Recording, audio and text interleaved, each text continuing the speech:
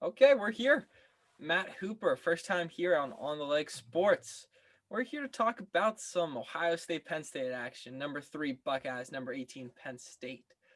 Maybe a little less anticipated now after Penn State's debacle last week. Do you want to talk about that first, Matt? Yeah, it was a rough weekend to say the least. Clifford is Clifford. He got off to a rough start. First half, he couldn't really get anything going. Two picks. You knew they had to get something going into the half, um, which they did.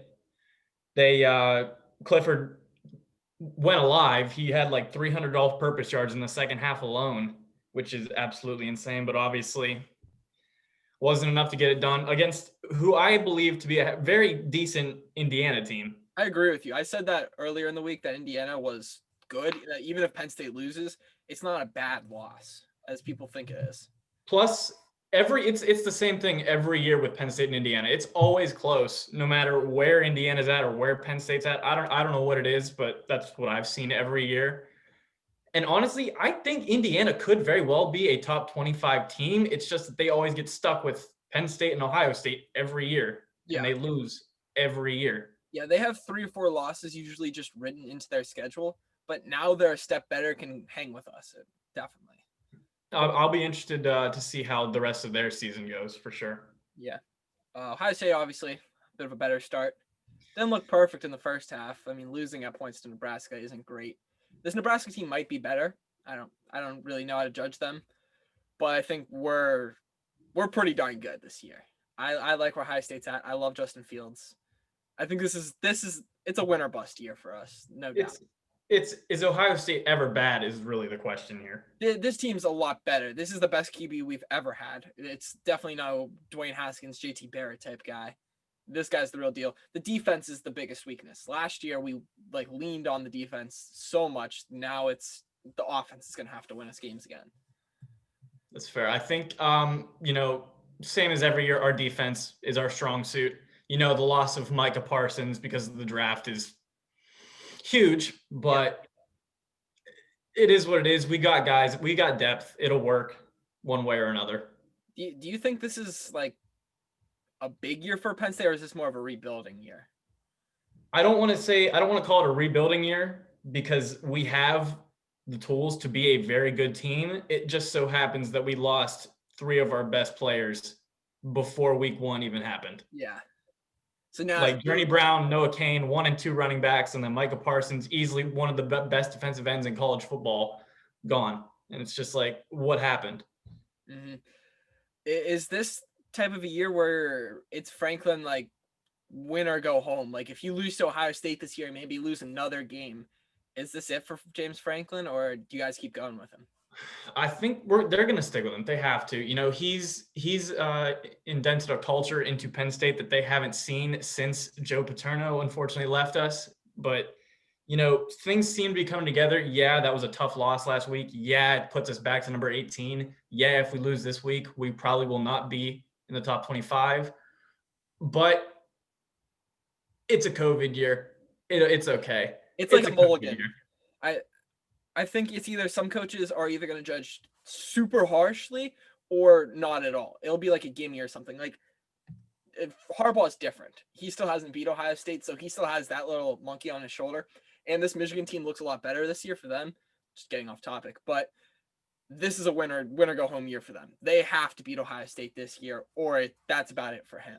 Yeah, what Harbaugh has done there, going off topic, what he's done there has been borderline disappointing, to say the least. He came in there as an NFL coach about to win a national championship, and he hasn't even managed to get his team in the top 5. So it's all hype, no sustenance. So that's them. But let's focus on this week. That's on me. I love just going on tangents. But Ohio State, Penn State. Ohio State, 11-point favorites. Over under, I think 65. I'm not sure. I forgot to check before this. Do you think Penn State can win? First off. Or at least cover the 11. I think they can. I think Clifford, he's got to stay consistent. He has got to come out the gate his best self, and he's got to stay that way the entire game. They can't be a second half team this game. Oh, cutting out.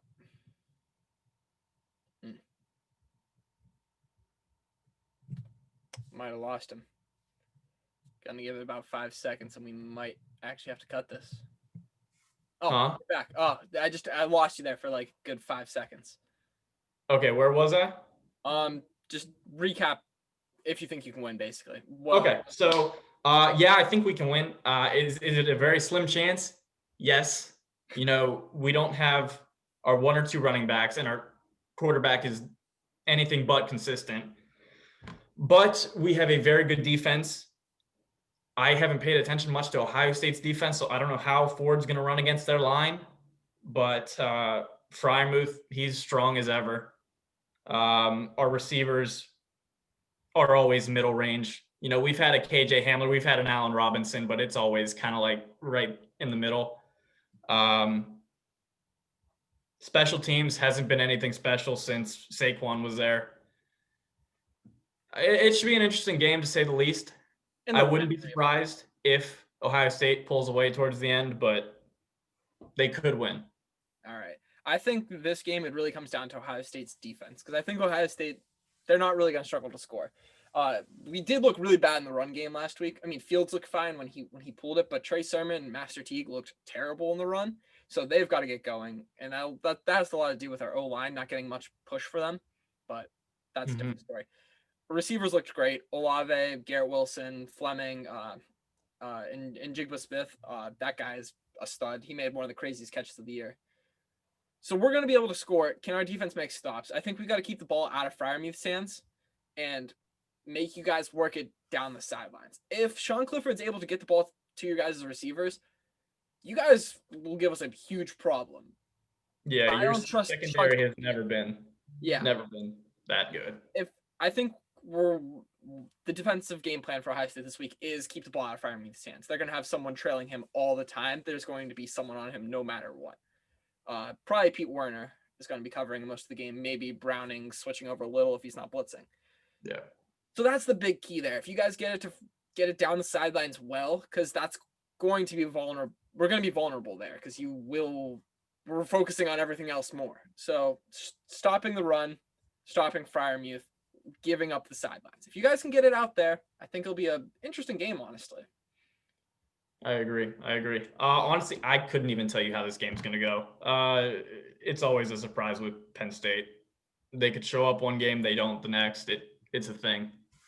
I don't know. This Penn State team doesn't feel as good as the past couple. I agree with you 100%. You know, nobody really knew what to expect when Clifford came in after McSorley left, which McSorley is probably one of the most iconic Penn State quarterbacks ever now, just because of how he brought that team back with Franklin. And you can't discredit him. He's a small guy, not a very competitive quarterback, but he still found a way to make it into the NFL, which I don't know if you guys can stop us. That the defense seems so much worse for Penn State this year. And not even just Micah Parsons. Did you guys lose a lot in the draft this past year? I couldn't give you an exact number. I think it was around 5 or 6 total. Yeah. It wasn't that many. So it was about half. So half your defense got kind of chopped off. I'd say so. I mean, however, we do still have a bunch of big guys from last year. We got like Shaka Toney, Joey Porter Jr., Tariq Castro Fields, all guys who have led this team before and who can do it again. It's a very strong defense. It's always a strong defense, but again, Ohio State's offense is explosive, and it's hard to stop that. Definitely. It feels like it's Fields' year finally. This is the first time, like, Ohio State, I always think, oh, they're going to win a championship. But this year, I truly feel it.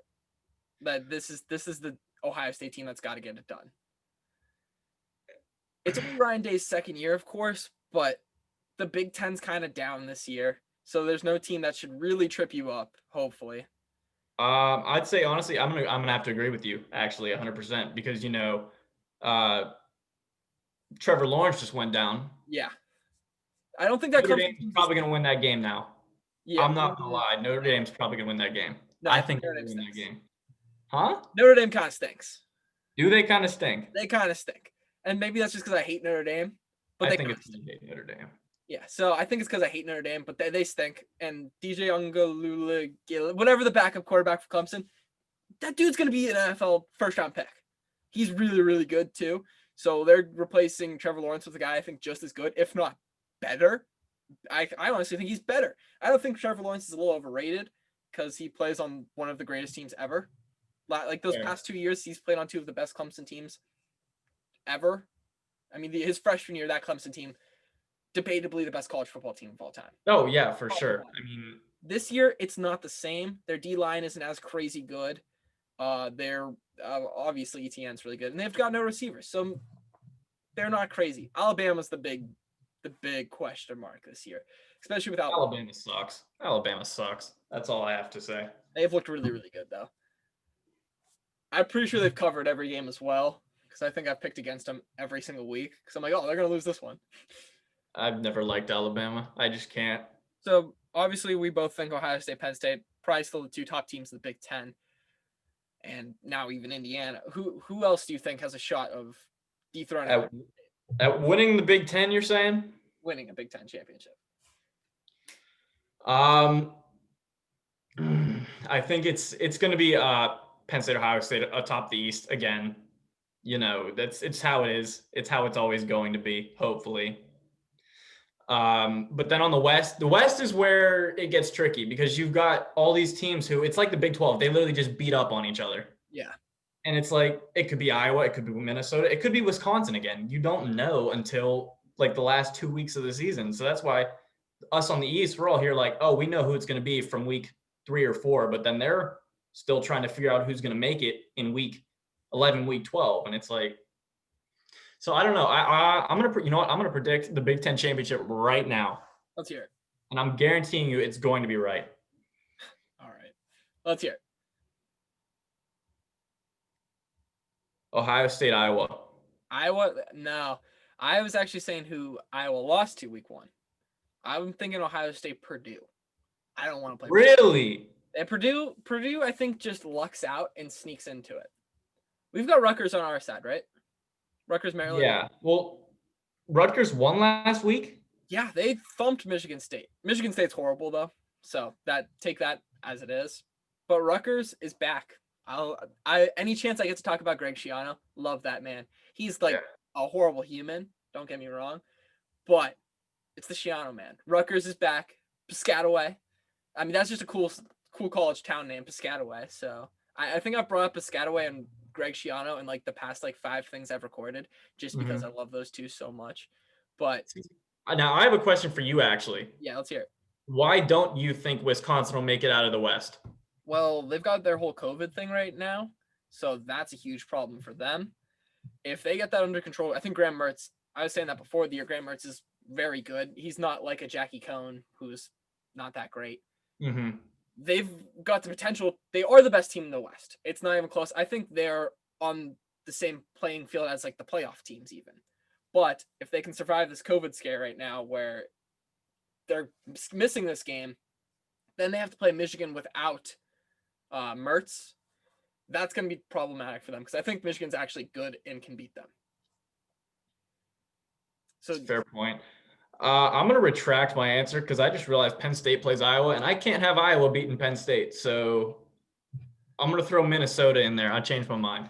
You think Minnesota? I'd say it's Purdue or Wisconsin right now. Purdue's finally got it all together. I think Jeff Brom's a really good coach out there. You're really strong behind this Purdue team. I've always really liked Brom as a coach, and the Rondell Moore, is that his name? The really fast receiver running back guy, number 4 for them. He is awesome, and it doesn't matter who you're playing. He is going to probably be the best player on the football field, which is scary. Very scary for Ohio State. He already destroyed us. Don't want to talk about that ever again. So we'll move on from that game. But I don't want to play Purdue. They're like, I don't know what it is. They're like your guys' Iowa, where Iowa just always has your number and you're the better team. They just have our number and we're the better team. And it's not even close. At least like Iowa is on the same like skill level as all of us. Mm-hmm. Purdue sucks. We should okay. I do want to make a point about Iowa since we're on this. Mm-hmm. Iowa is the biggest home field advantage team I've ever seen in my life. An Iowa home game at night. Penn State. Huh? Penn State. Yeah. More than No, Penn no, State's whiteout. no. I'm talking about Iowa. You think Iowa's harder to play at than Penn State's whiteout? I can't. No, not okay. Okay. That's what I'm saying. The Like, whiteout. Okay, but the white. It's just different. It's just different. You were there for it. it was awesome. It was better than it. Well, I've only seen Ohio State playing crappy games at home, so maybe the environment is a lot better when they're not playing Miami of Ohio or Florida A&M. Those are the two games I've seen there. Yeah. But that environment at Penn State was insane. That place was actually shaking. It's insane. Everyone's going crazy. It's Penn State football or nothing there. It's awesome. It really is. Like that. It defines Penn State. And that's like Iowa too, where there's nothing else there. It's Iowa. At least for like the thing I like about Iowa, I don't know what it is, but when they're at home at night against a good team, there's something about them that is just different than any other game they play. It's the all black crowd or the black and yellow striped crowd, and you don't want to go there. Kirk Ferentz has them. He just gets them going for big games. But all right, so let's finish it up with Ohio State, Penn State, though. Okay, yeah. Predictions, final score. What you got? Give me your heart answer and your brain answer. My heart answer is 31-24 Penn State. Okay, now brain. My brain answer. Oh, this is gonna hurt. 42 to 24 Ohio State. That's about where I was. That's actually Joe's exact prediction for this week. He said 42-24. I'm leaning more towards 49-21, 49-24 type deal. Maybe another score in there. I think Ohio State handles it. And the reason I think this could be a very close game is because Penn State has always been known as being a second half team. I hate it, but it's true. Yeah. And Ohio State also tends to come alive in the second half. Yeah. So I think this could be I think the first half is going to be very boring. I don't see them scoring that many points in the first half. But the second half, I expect it to be probably one of the most exciting games of the year. Yeah. My thing is, if Sean Clifford is able to run well, because we did not stop Adrian Martinez at all last week.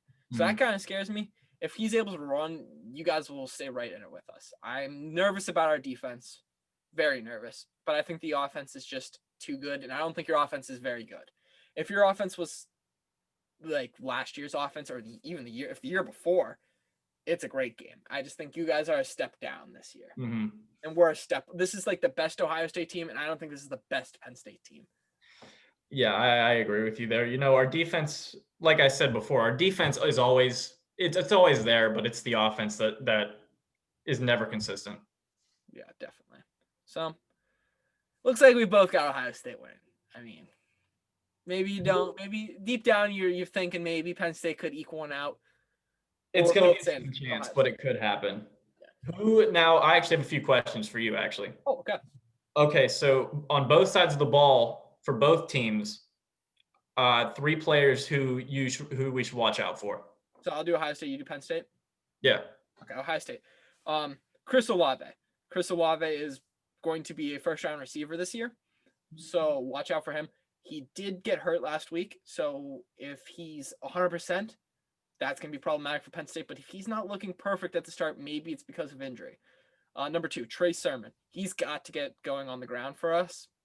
If he's not running the ball well, we're in trouble because we need to just start getting the run game going just for week after week. And lastly, of course, Justin Fields. I'm not even going to mention that.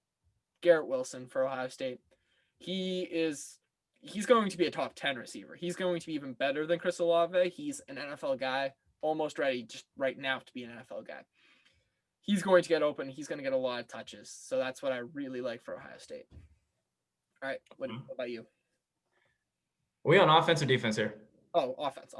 Okay. So I think obviously with Penn State, you got to look out for Freiermuth. Big, tall, athletic, built guy. He can catch over just about anybody. He's no Mike Gesicki by any means, Oh, but he's close, honestly. he's very good. Second, I'm gonna have to go with a receiver now. Jahan Dodson. Last week he had 4 catches for 94 yards. Looked absolutely fantastic. You know, we have a bunch of young receivers.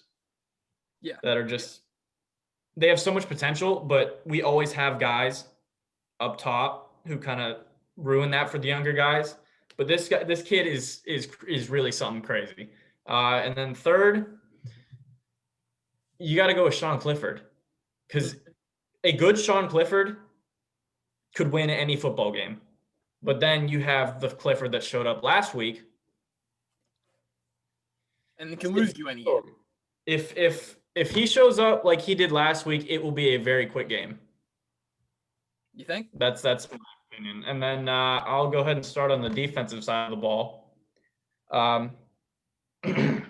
You know, Shaka Tony. He had 2 sacks, 2 tackles for a loss, and then 7 solo tackles last week against Indiana. You know, he looked very reminiscent of a Micah Parsons, although he is on the other side of the ball. Second, you know, I'm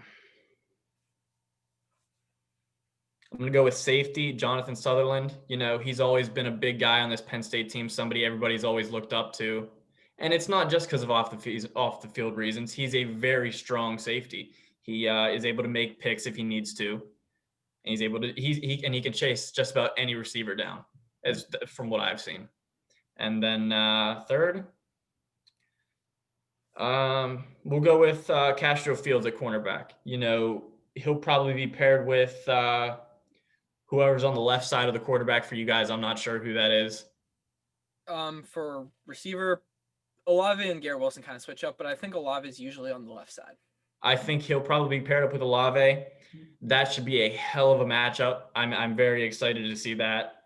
You know, it's with Penn State, Ohio State, it's always a toss-up. You know, like I was watching your the video you put out earlier. It was the whole weekend recap or preview for college football, and it was the last 3 meetings have been between like 16 points or something. Yeah.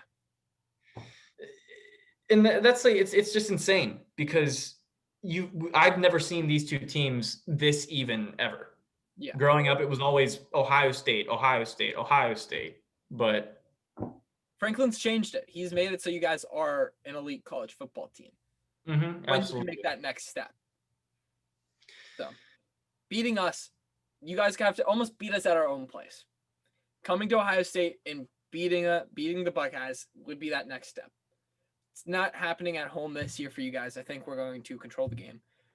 And here's my 3 guys. I think number 1, Pete Warner at linebacker. He's going to be on Freiermuth, like I said earlier. If you can lock him up, that'll be huge for slowing down your offense, as Clifford won't really be able to get those quick, like, confidence-boosting throws to Freiermuth. Next, it's going to be, I'm saying, like 2 guys that are going to be rotating in. So Josh Proctor, Marcus Hooker at safety. They need to step up. We're replacing, who was our safety from last year? He was a field general for us, and neither of them they're both younger, and they need to be more commanding on the field and really lead this defense for us. And lastly is a Zac Harrison or like a Jonathan Cooper, Tyreek Smith guy. Someone's got to get to the quarterback. We gave 0 pass rush against Nebraska last week. Zac Harrison is supposed to be that guy. He's supposed to be the next Boza, the next Chase Young. He didn't look like it last week. Someone's got to step it up because we got 0 pressure and we can't give Clifford time.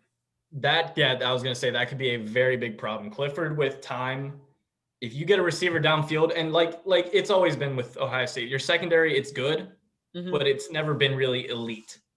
Ooh, I disagree. I think our secondary has been pretty darn good the past couple of years. Well, not 2018, 2019. Like last year, we were a great secondary, and we've had a lot. I didn't watch much Ohio State football last year. Yeah, no. Yeah, we were great last year. I don't want to talk. That was such. I don't know how we didn't win a championship last year. Whatever. Move on from that. Just go back. Just like I don't know how we weren't in the playoffs the year we beat you, but you know what? We're here. So Couldn't throw you in there with 2 losses. They should have. I wish you guys would have been in because we weren't that good and we got thumped on national TV, which isn't cool. But back to what Well, we choked against USC that year, so it's all good. Yeah. So Is that where everything were we got? Are you talking about Clifford a little, just throwing it downfield? Yeah, I like how you brought up your safeties, how they really have to come up big because a lot of these Penn State receivers are very small and very agile, which I'm not sure how your cornerbacks are build wise. So we've got Sean Wade, who's smaller, but just a great man corner and zone. He just mixes up with everything well. And Seven Banks is a more physical, bigger corner. Okay, so I feel like Clifford's probably going to target your bigger corner. Yeah. Because I guarantee you they will probably have Dotson on him. And he's worse. Banks is a worse corner. They're probably going to have Dotson on him because of a speed advantage. Yeah. And that's where your safeties obviously need to come in. They need to be able to back up your cornerbacks, or they need to be able to cover those points of the field when the cornerbacks can't. And so yeah, that could definitely be an edge for you guys. Not even that, but they weren't great at coming down to stop the run either. I think the whole defense just needs to take a step forward this week. It's not that they even have to be elite; they just really need to look better than last week. That's fair. That's all I got. You got anything more?